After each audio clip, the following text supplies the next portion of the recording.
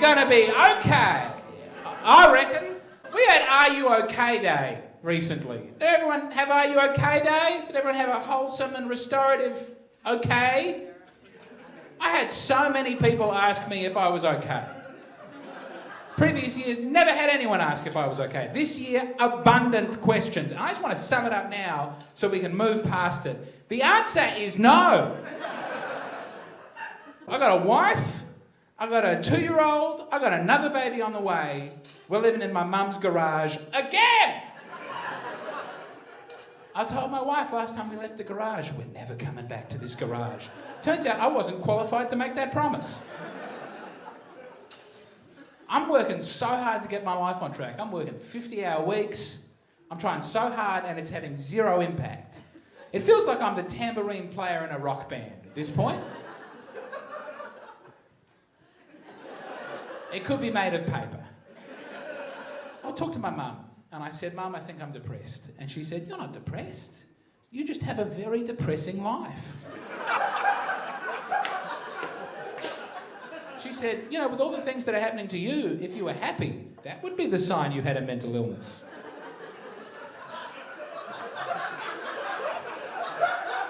You know, E for Ethel? It's a lovely little cafe. I hadn't been there in years. I said, do you have that toasted sandwich I like? The awesome toasted sandwich? And the lady behind the counter said, I'm sorry, we don't make that sandwich anymore. And my internal immediate thought was, well, why don't I open up my wrists in a bath?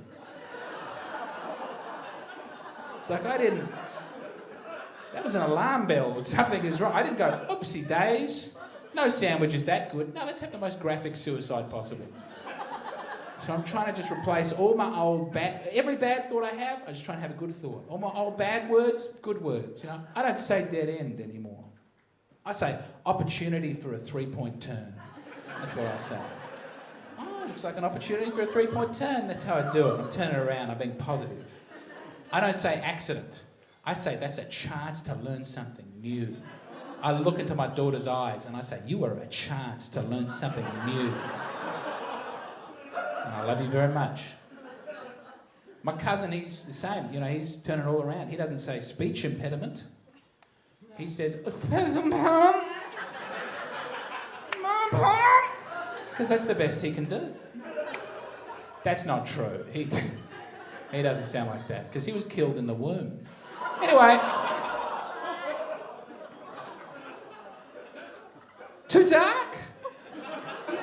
I can be jolly. I'm happy. I'm a happy person. You know, they say the truth will set you free. Isn't that a beautiful saying? The truth will set you free. Unless the truth is that you've been murdering orphans for sport.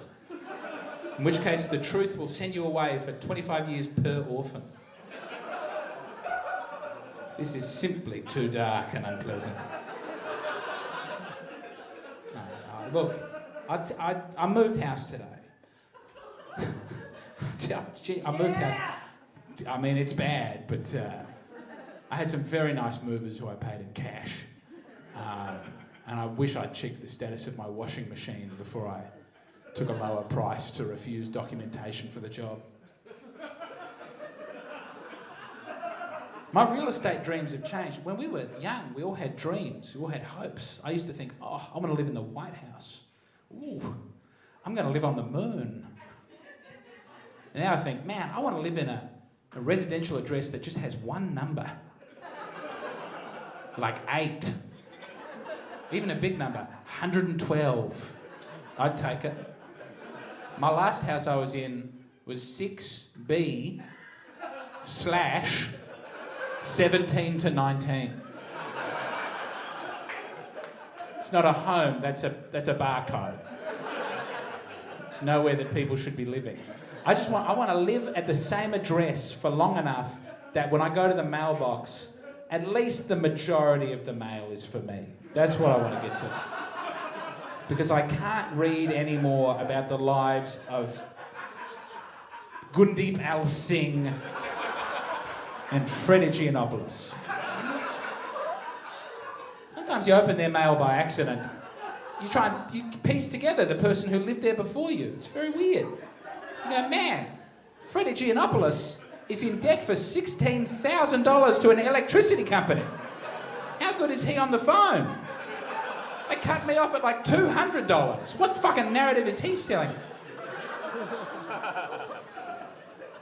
I'm starting to think about whether or not I was traumatised as a child, and I've just blacked it out. Frankly, I hope that happened. I hope I was abused as a child and it was so bad I can't even remember it. Because otherwise, my whole life is my fault.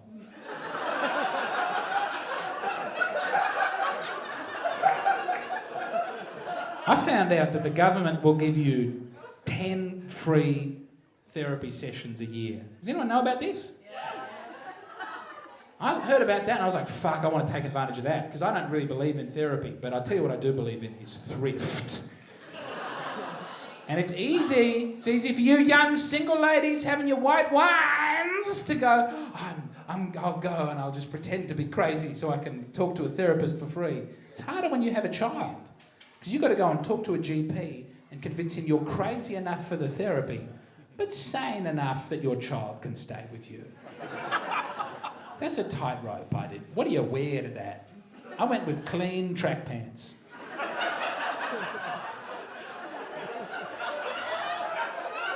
And I could, with a good shoe, by the way, a good shoe. And I could do everyone talks about depression. So, like, there are so many films about depression and shit, so I could fake the depression. I faked the depression so beautifully.